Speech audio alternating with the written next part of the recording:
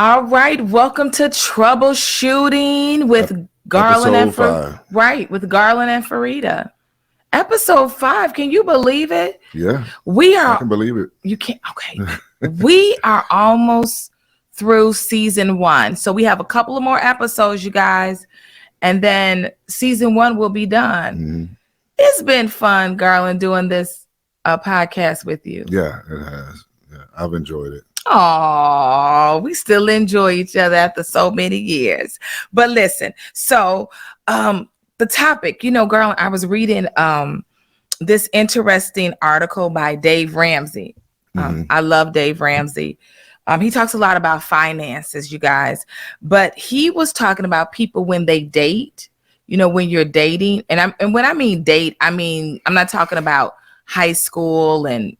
I'm talking about when you grown and you're dating. He was talking about 4 topics that you should talk about if you're considering marriage. The first was money. The second was religion. The third was children. And the fourth was in-laws. Now, I think these were awesome topics to talk about before you decide whether you want to, marry somebody or things like that. So let's just pause right here. Let's talk about dating. So we're talking about a person is dating. And from a man's perspective, this will be really good, Garland. From a man's perspective, when does a guy know that that person is the one? I know there's no time limit. Well, no, there is going to be a time limit.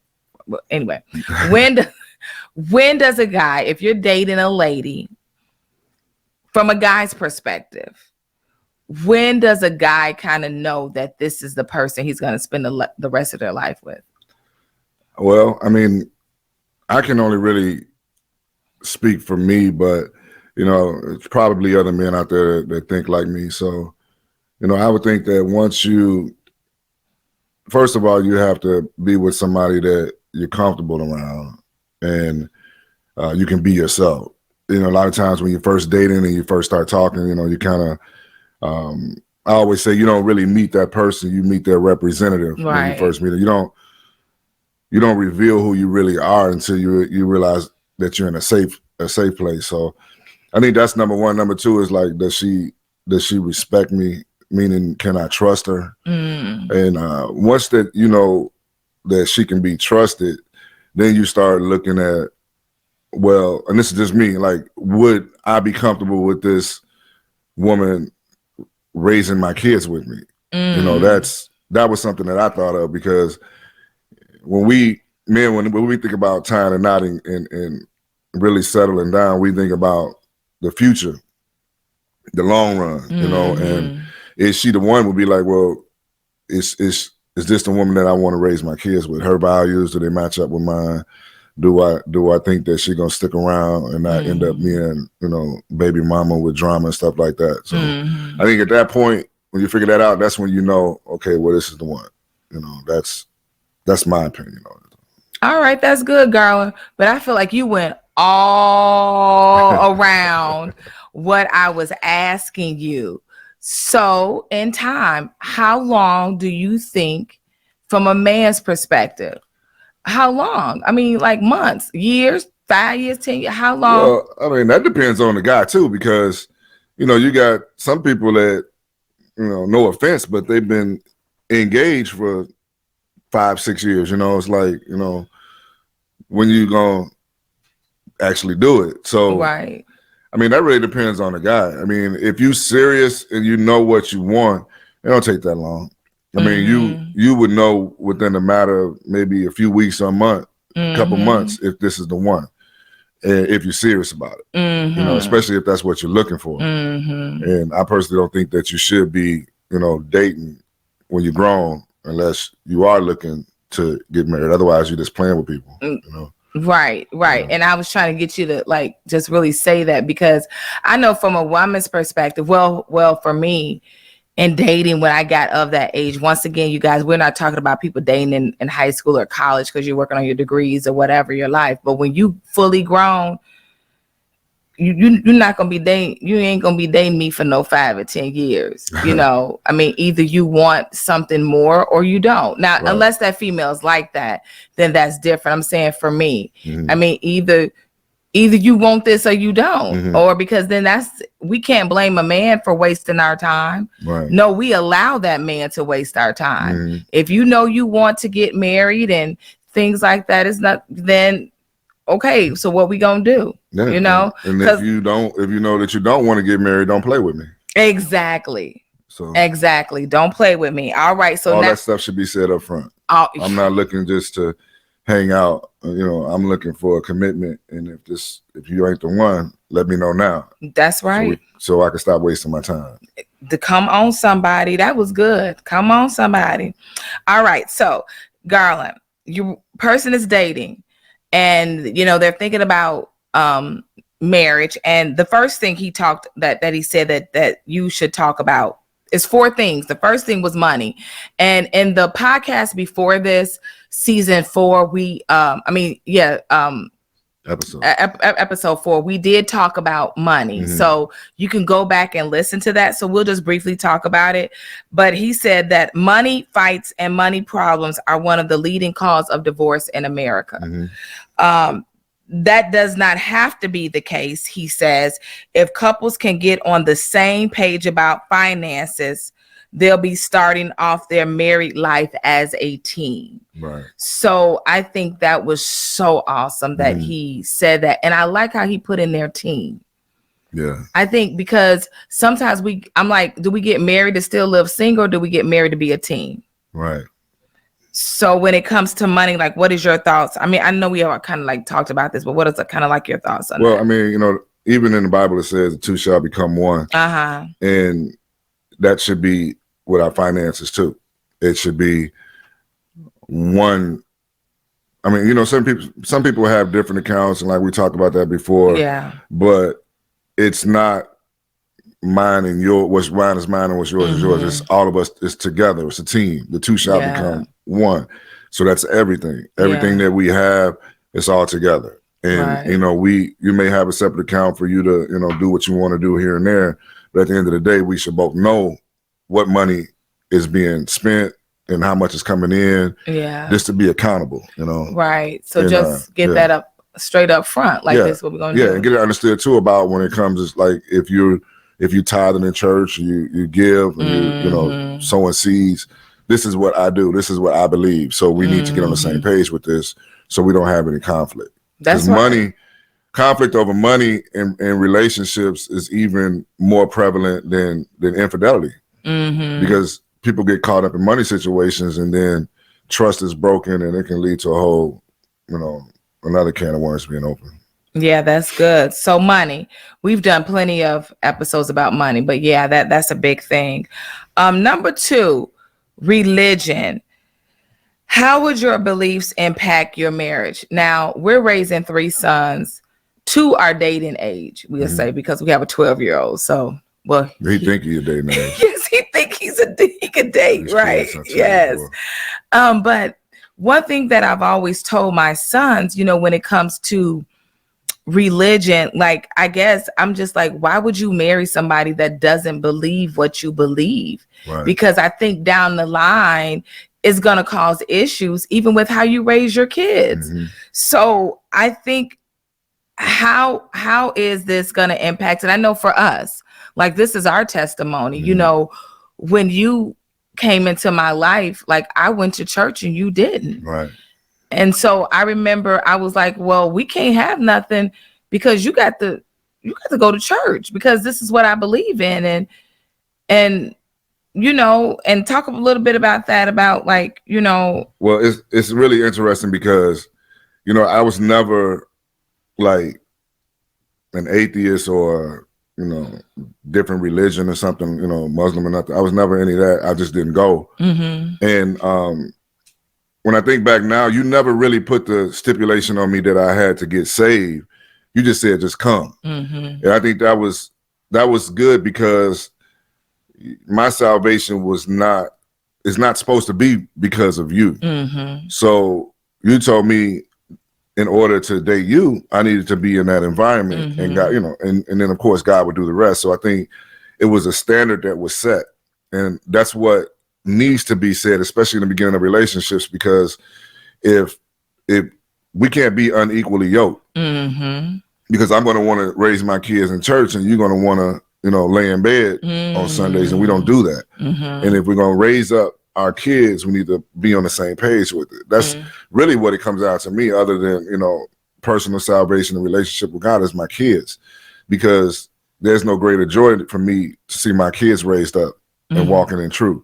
So that's what we have to do. We have to get on the same page and say, I'm going, you going, we going, and we're going to motivate each other to go when we don't feel like going, and we're going to be a team, and we're going to work together. Because at the end of the day, if we're not on the same page on that, so many other issues can come up. Yeah. And conflict. Yeah, that's true.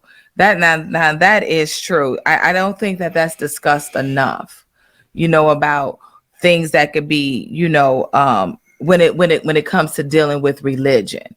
And it's okay, to everybody out there that's dating, it's okay to communicate. These are things that you have to know, because I know sometimes, Garland, when you're dating, whatever the person does, you be like, I could deal with it, because you're just floating on cloud nine and things like that. But let me tell you something. When reality hits, I mean, all that stuff really is not going to even matter. Right. So Garland, the next one, children. Now, I think this is important. Children. Do you want to have them, and how many?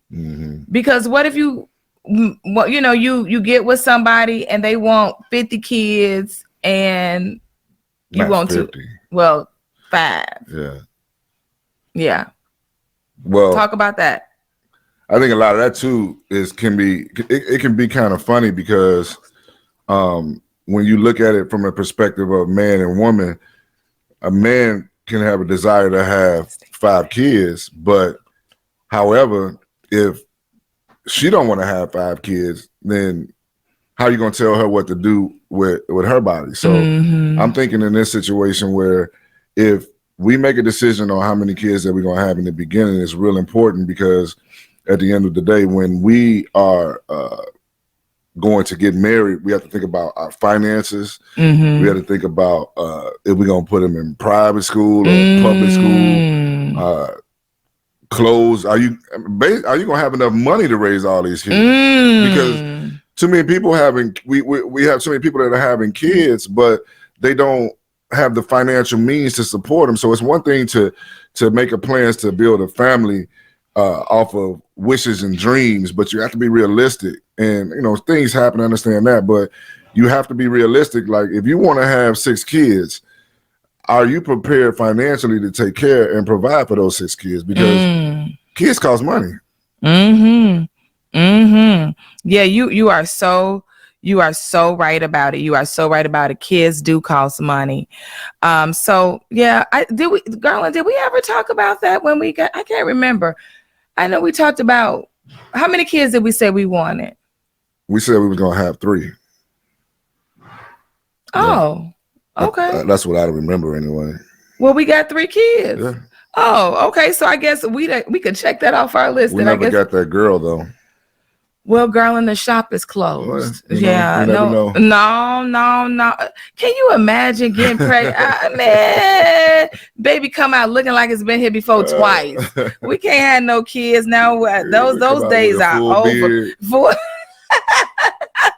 Those days are over. We'll leave it up to our sons. They'll have grandkids. We'll have grandkids. I think I have a granddaughter. Yeah. All right. But if at very least I have a daughter-in-law one day. So yeah. See, those will be our girls. Okay. The next one is what do you think about the boundaries when it comes to he talked about in-laws, like setting boundaries, like talking about that. Do you think people talk about that a lot? Like, it's very prevalent and prominent in relationships and marriages where there are issues with in-laws. But I thank God that was never our testimony. I never had issues with your parents, and you never had any with mine. But you do understand that that's not always the case.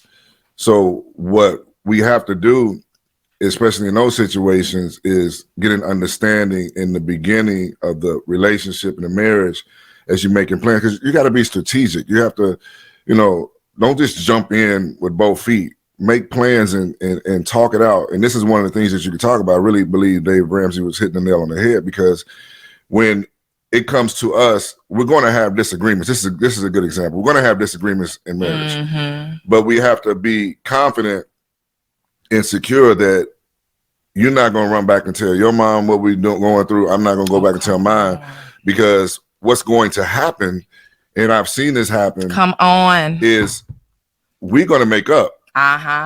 But mama's still going to be mad.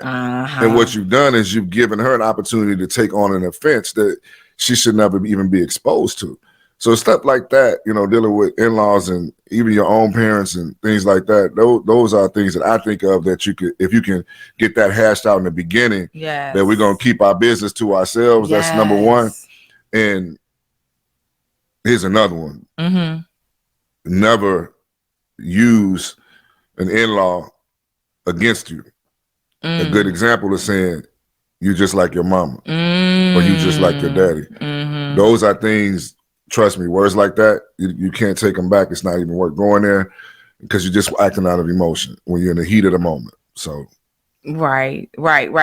And I think that when we were talking about, when you were saying about the boundaries, because everybody is raised different. You may get a young lady that's like really like close to her parents, or close to her mom, and her mom may have been her person who she confides in, or things like that. So sometimes it could be very difficult to cut that relationship off in some ways, to say, well, it's not like you have to not talk about, or talk to your parents, but it has to be boundaries. Now, I know for me personally, I've never like gone to my we've been married 22 or 23 years, almost 23 years. I've never gone to my parents and like told them our marital issues.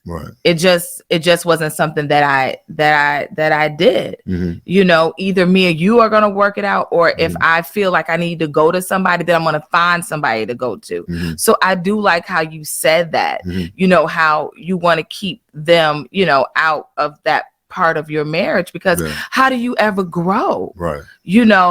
And in-laws, I don't think a lot of in-laws mean harm. They just want to protect their child. So if I go to my parents crying because you did something to me, of course, that's just, the relationship is just done. From get-go, and I think that's where you have to set those boundaries, and you have to work it out, or maybe find somebody else you can go to. Another boundary is, how much are you going to let your in-laws help? And when I mean help, I mean like it could be financial, especially when you're first married. You going through some financial issues. Who do you go to? Do you go to mom and dad and ask them for that? Or are you guys going to try to work it out? And sometimes it is okay. But what is your boundaries for that? Do you accept it? Do you pay the money back? What is your thoughts? Well, coming from a man's perspective, number one for a woman is security. A woman wants to feel secure. In case you didn't know that, that's a priority with women. They have to feel secure. So as a man, it is our role, I don't want to say job, but it's our role to provide security. So in a situation where you may have to, let your in-laws step in or whatever, or borrow money and things like that. I think it should be rare instances, and I think that it should only be if you truly need it. And oftentimes when you think you need something, you don't actually need it yet. You just want it because it's more convenient, but it's not necessarily a need yet. So if I want to buy a house, but I can afford an apartment, getting money from my in-laws, or let my in-laws buy me a house when I can save up and get the house on my own through time, it's not a need, it's a want. So that's number one. So make sure that it's truly a need, because if we're always dependent on mom and dad, then, you know, every time something comes up, we got to run to them. I got to get new tires. Mom, can you help? I gotta pay this bill. Mom, can you help? And it shouldn't be like that. It's not. Once you get married, the responsibility for your life is in your hands, not theirs anymore. They have raised you. They have done their job, and you should not depend on them anymore to take care of you. Right. And if you, in modern day relationships, you know, back in the old days, it was the woman stayed at home and the man worked. It's not like that now. Both are contributing. So it's not my job just to take care of you, but you're also taking care of me. We're working together as a team. So that means that, you know, when it comes to mom and dad, you know, you leave the mother and father and you cleave to the one that you're with. So there should be a separation there. But only if you need it do you let that happen, where they actually step in and do help you like that. That's my opinion. Yeah, because I agree, because we have sons, and I know, like, if they got into a situation when they were married, you know, we probably will want them to come and ask us or things like that. Right. But it still has to be that boundary, I think, that's set. Yeah. You know, when it comes to doing that. And the other thing about boundaries when it comes to in-laws is that I think you need to set it with your kids. You know, like I could say, for instance, for me and you know, they were really grandparents. You know, we didn't expect our in-laws or our parents to raise our kids. Right. We raised our own kids. Now, they went over there. They may have spent the night, but we raised our own kids. We paid for their things. We paid, you know, for, you know, of course, grandparents go overboard for Christmas and things like that. But, you know, for the most part, that was our responsibility. And I know sometimes people are a little bit different, but the reason why we've always done that, because we wanted to be established that these are our children. And, you know, we didn't ever want anybody, not saying that anybody would, but to feel like they have the say so too, when it comes to doing different things when it's concerning our children. Right. And, you know, especially, you know, when it comes to money, if it's like in our culture that we were raised in, if you ask me for money, I have the right to ask you what it's for. That's right. And now you've made me a part of whatever it is that you're doing, and you don't want that. Yeah. And, you know, in the beginning, you know, I had DJ when I was a young man. I was a single dad, and in the beginning, it was like I didn't have anything. All I did, I came home from the military. I was trying to find a job. So my parents helped me out in that situation because I truly needed them to help me, because I didn't have nothing. I didn't have anybody. And when we got married and in our marriage, when we got together and we put our finances together, we got our own place, and I was able to take care of him on a level that I couldn't do before. And I made up my mind, and we both agreed that even though they could go stay with grandparents every day while we went to work, we didn't want to put that burden on them, because it's not their kids. Yeah. So, and then also, like you said, like I said before, giving money gives me the opportunity to ask you what it's for. But if I'm raising your kids, now I got to say so in how they're raised. And we don't want that either, because that causes conflict, because every generation should get better. And our parents did an awesome job with us, but it's our job to take it even higher with our kids. So what worked for us may not work for them. So you have to have that separation too. Yeah, those are all good points. So I think today it was really good for us to talk about these things. You know, when you are dating, have that open communication, you know, especially if this is something or somebody who you know, perhaps want to get married and make that covenant with. These are 4 good things to talk about. Number 1, money. Talk about money. Please talk about money. That's so important. Number 2, religion, your faith. You know, talk about that. That's going to be an issue, especially when you have children. It is going to be an issue. Number 3, how many kids do you want? And be open about that, you know, and be transparent. Do you want them? You don't? You know, just be transparent. Just don't say you want something just so the person can stay. Oh, yeah. Because that's going to be an issue. Right. And number 4, in-laws. What are the boundaries? And set the boundaries now. If you talk about these 4 things when you are dating, I'm telling you, you will be able to go into, now marriage is always going to be issues, but you will be able to go into your marriage, I feel, very effectively and with an understanding of the direction that you are going. So I think this was good, Garland. Yeah. I think this was good. Yeah. I mean, this is really like tools because, you know, even when you get a driver's license, you have to take classes, you know, to learn how to drive, getting a degree to work in whatever you want. You got to get training. But anybody can go buy a marriage license if they're old enough and say, we're going to get married. But you're jumping into something without the right tools. So what we're just doing, we're trying to give tools on how to be effective and how to not just start something, but stay in it for the long run. Yeah. And finish the race at the end. And finish the race. Yes, yes, yes, yes. So that ends this episode 5.